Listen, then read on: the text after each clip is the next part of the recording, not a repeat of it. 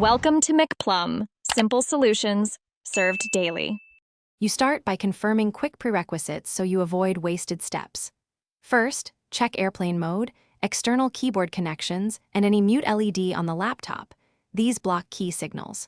Once done, restart your computer and test the volume keys right after login to isolate software from firmware issues. Next, open sound settings and move the volume slider with the mouse. If the slider responds, the system audio is fine, and we can focus on key mapping or driver causes. Now you dig into drivers and key mapping because most faults lie here. On Windows, open Device Manager and update or reinstall audio and keyboard drivers. This refreshes system hooks. Also make sure the laptop maker's hotkey or function key utility is installed and current. That app bridges the keys to audio functions.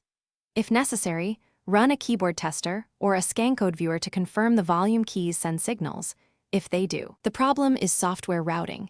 If not, consider hardware. Finish by applying final fixes that resolve persistent cases. If drivers and utilities failed, roll back via System Restore or reset the hotkey app to defaults. Make sure to reboot after each change so you can confirm results. Also inspect BIOS or UEFI for audio and function key options, and update firmware only if the release mentions hotkey fixes.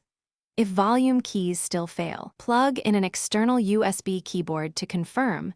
If external works, collect that evidence before pursuing warranty or hardware service. Thanks for watching. Stay juicy and subscribe.